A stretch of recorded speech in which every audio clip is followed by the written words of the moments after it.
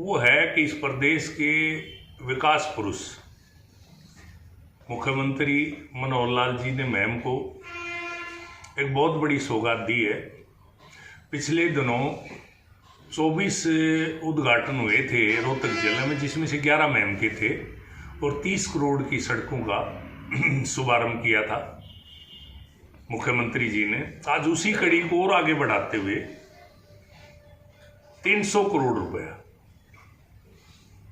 Ma'am हल्के के 42 के 42 गांव में गंगानगर तीतरी से लेके और मोखरा तक छोटे से छोटा और बड़े बड़े गांवों के लिए 300 करोड़ रुपए का प्रावधान किया, जिसमें मोखरा 30 करोड़, बड़म्बा 16 करोड़, मदीना भी लगभग 16.5 करोड़, फिर नंदाना भी 30 करोड़ के करीब काम शुरू भी हो चुके हैं। ये प्रधानमंत्री जल जीवन जो योजना थी, प्रधानमंत्री ने कहा कि भाई जल, हर नल को जल, उसके तहत मुख्यमंत्री जी ने मैम को वरीयता दी। मैम को प्राथमिकता के आधार पर 300 करोड़ रुपए का प्रावधान किया। इसके लिए मैम 24 अठगामा की योद्धाओं की तरफ से मुख्यमंत्री को कोटि कोटि प्रणाम और मुख्यमंत्री का धन्यवाद।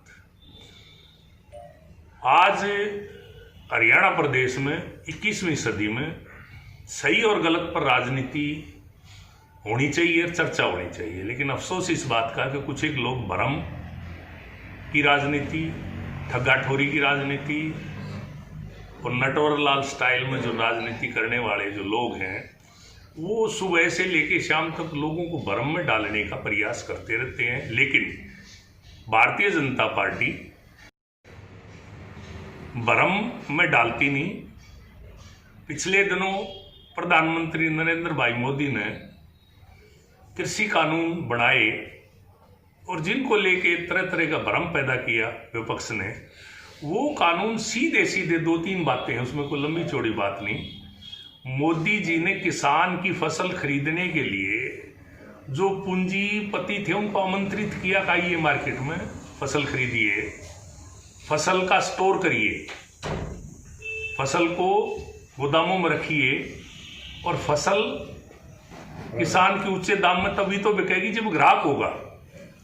आज जीरी का, क्योंकि समस्या क्या है कि जितने भी गांव हैं, जितने भी ये देश हैं हमारे मुस्लिम, यहाँ नकली बासमती जाता है। नकली बासमती गया नहीं, भाव गिरा, प्रचार कर दिया कि भाव बीजेपी ने गिरा दिया।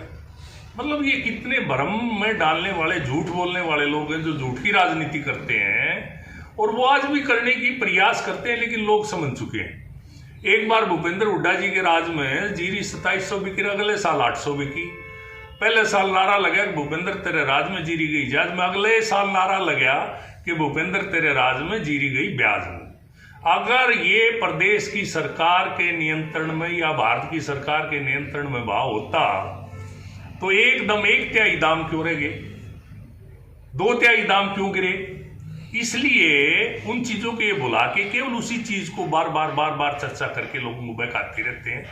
तो आज जो है भारतीय जनता पार्टी ने, नरेंद्र भाई मोदी ने किसान की आमदनी दुगनी करने का जो लक्ष्य लिया 2022 में, उसको लेके मुख्यमंत्री जी ने पहले ही कहा था, डंडोरा पीटा था, 7,000 रुपये एकड़ दूंगा, धान मत बो, क्योंकि उनको पता था आने वाली नहीं है, इसको ज्यादा मत बो, दूसरी फसल बो।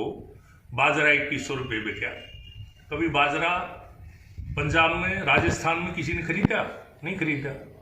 हरियाणा में केवल खरीदा। कपास देखो मैं कभी कपास आपने सुनी थी कि सरकार खरीदती हो?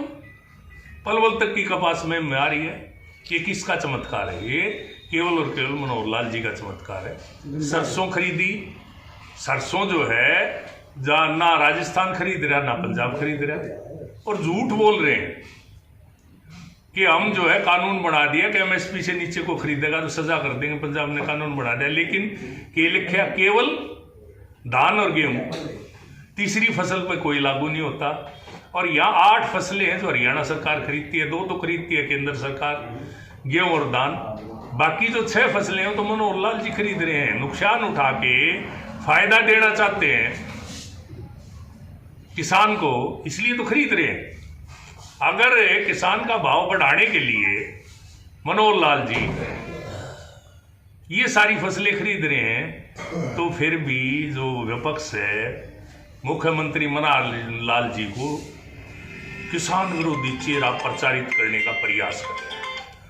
तो इसलिए दीनबंधु सर छोटू राम ने कहा था, बोले किसान तू मेरी दो बात मान ले, बोलना ले सीख और दुश्मन पहचान ले। आज मैं बार बार अपील करता हूँ हरियाणा प्रदेश के किसान से और महम 24 से 8 गांव के योद्धाओं से कि पहचानिए आपका दोस्त कौन है, आपका दुश्मन कौन है। आपका दोस्त वो है जो आपके राज में साझा होने के बाद आपको फायदा पहुंचाए, वो है आपका दोस्त। और जो राज में आके आपको फायदा ना पहुंचाए, झूठ बोले और बहकाए, वो आपका दुश्मन है। इसलिए आज इसको पहचानने की जरूरत है। और आज कोटि कोटि धन्यवाद मनोहर लाल जी का, जो 300 करोड़ रुपए की वाटर वर्क्सों को लेकर बात दी। पूर्व मुख्यमंत्री भूपेंद्र सिंह हुड्डा बड़ौदा चुनाव में बार बार कहते रहे कि ये चुनाव अगले 2024 की दिशा और दशा तय करेगा, इसके बारे में तो दिशा और दशा तो तय कर दी ना बड़ौदा ने। बड़ौदा में हम हार के भी जीते। हमारी पहले 8000 वोट थी 14 में, 19 में हमारी 37,000 वोट आई, आज 50,000 को पार कर गई। ये दिशा तय कर दी ना। कांग्रेस तो इस तरह से प्रचारित कर रही थी, हमारे तो पर्ची जो है 5,000 आनी चाहिए थी। जिस तरह से उनका प्रचार था, जिस तरह से वो भ्रम की स्थिति पैदा कर रहे थे कृषि कानूनों को लेके, फिर हमें ये 50,000 वोट किसने दी? किसान ने दी, मजदूर ने दी। और बड़ौदा में तो किसान और मजदूर के अलावा तीसरा कोई मतदाता नहीं है। और किसान और मजदूर ने इतना भारी प्रचंड 50,000 वोटें दी भारतीय जनता पार्टी को, तो इस बात की मोहर लगा दी कि भारतीय जनता पार्टी के जो कृषि कानून है वो सही है, और भारतीय जनता पार्टी की नीति सही है, भारतीय जनता पार्टी की दशा सही है, और भारतीय जनता पार्टी का नेतृत्व सही है। इस बात पर मोहर लगाने का काम किया। ये चुनाव हमारे नहीं, ये चुनाव हम जीते, और ये बड़ी जीत है। और ये मुख्यमंत्री मनोहर लाल जी की एक और बड़ी उपलब्धि है। बड़ी उपलब्धि ये है कि आज जो है मनोहर लाल जी ने सत्ता में रहते हुए जो बाई इलेक्शन शांति से किया, कहीं सरकारी मशीनरी का दुरुपयोग नहीं किया, कहीं पुलिस का प्रयोग नहीं किया, और आराम से जो है प्रजातंत्र को फलने फूलने दिया। ये प्रजातंत्र की जीत हुई है।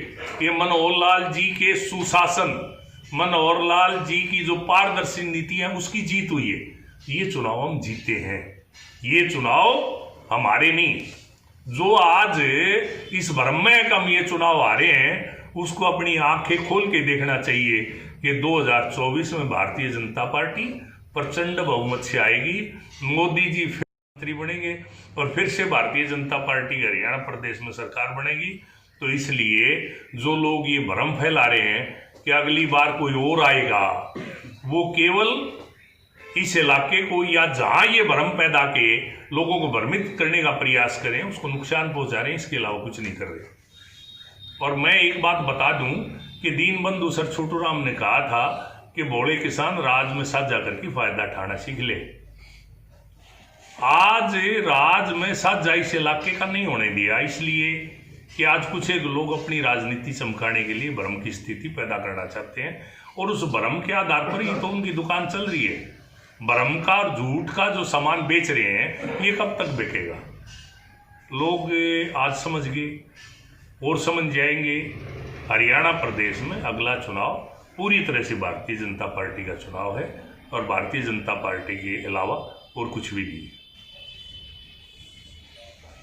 के अंत में मैं बहुत बहुत बधाई देता हूँ बिहार की जनता को, उत्तर प्रदेश, मध्य प्रदेश, गुजरात, कर्नाटक, मणिपुर, जहाँ जहाँ चुनाव हुए भारतीय जनता पार्टी ने एक तरफा जीत हासिल की, बहुत ज़बरदस्त प्रदर्शन किया।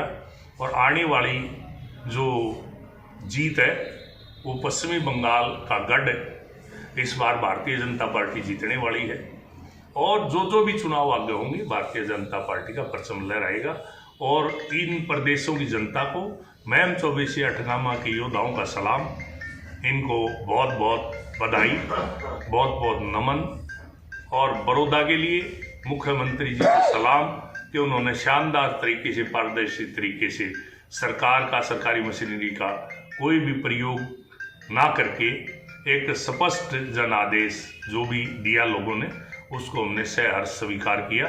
और हमने चुनाव, जिसको ये हार और जीत की संज्ञा देने वाले लोग हैं, इसको हमने बखूबी आने वाला जो 24 है हमने उसको जीता है। बड़ौदा को जो आज देख रहे हैं वो उनकी आने वाली राजनीति को खराब करेगा। आने वाली राजनीति जो 2024 की है वो मनोहर लाल की राजनीति, आज बड़ौदा की राजनीति जो कर रहे थे, जो जात पात को फैलाने की कोशिश कर रहे थे, उनको आने वाले 2024 में बड़ौदा का करारा जवाब मिले।